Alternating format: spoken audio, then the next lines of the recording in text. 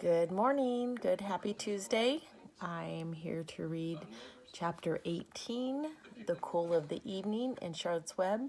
I hope everyone is doing well and I miss you. And hopefully today I might see some of you when we drive by up in Diablo. So this is The Cool of the Evening.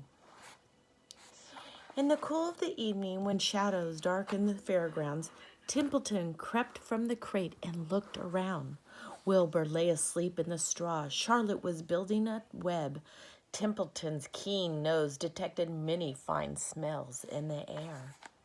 The rat was hungry and thirsty. He decided to go exploring without saying anything to anybody. He started off. "Bring me back a word," Charlotte called after him.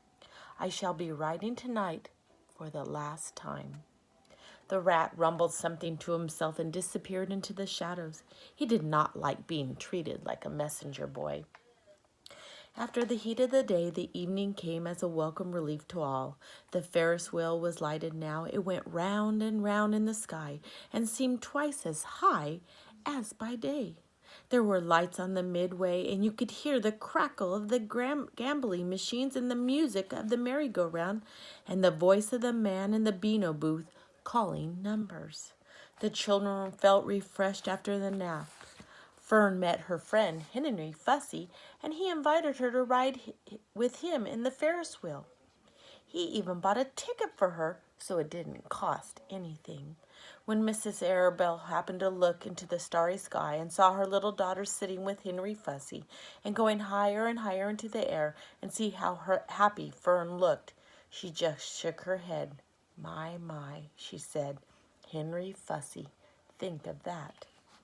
Templeton kept out of sight. In the tall grass behind the cattle barn, he found a folded newspaper. Inside were leftovers of somebody's lunch. A deviled ham sandwich, a piece of Swiss cheese, part of a hard-boiled egg, and the core of a wormy apple. The rat crawled in and ate everything. Then he tore a word out of the paper, rolled it up, and started back to Wilbur's pen. Charlotte had her web almost finished when Templeton returned, carrying the newspaper clipping.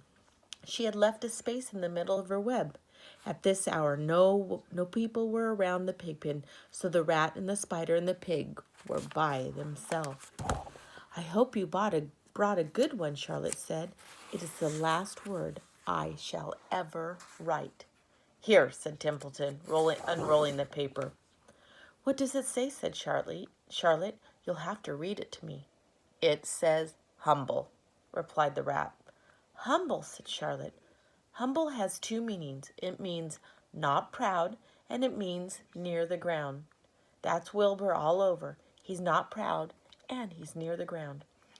"Well, I hope you're satisfied," sneered the rat. "I'm not going to spend all my time fetching and carrying it. I came to this fair to enjoy myself, not to deliver papers." "You've been very helpful," Charlotte said. "Run along if you want to see more of the fair." The rat grinned.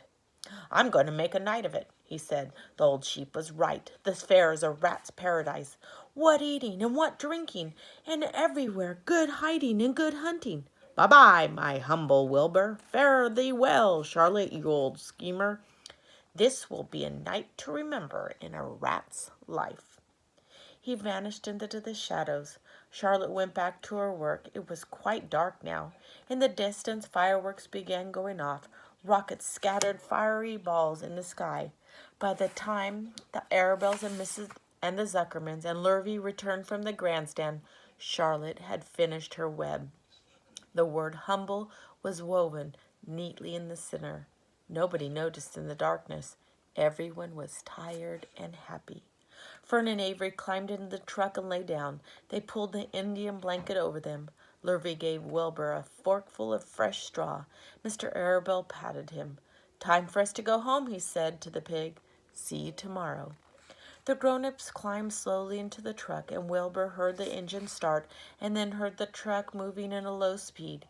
He would have felt lonely and homesick had Charlotte not been with him.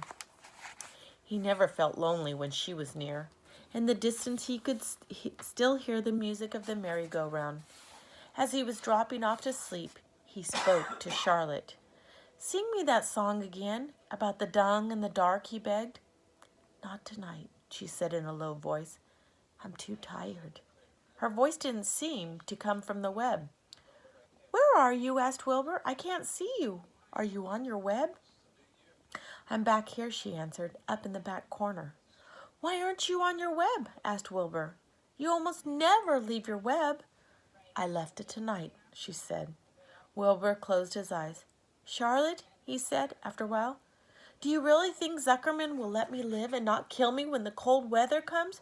Do you really think so? Of course, said Charlotte. You're a famous pig, and you're a good pig. Tomorrow you will probably win a prize. The whole world will hear about you. Zuckerman will be proud and happy to own such a pig. You have nothing to fear, Wilbur.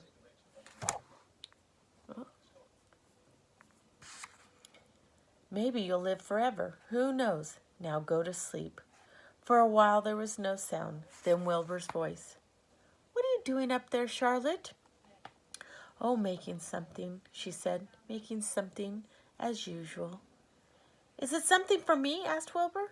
No, said Charlotte. It's something for me, for a change. Please tell me what it is, begged Wilbur.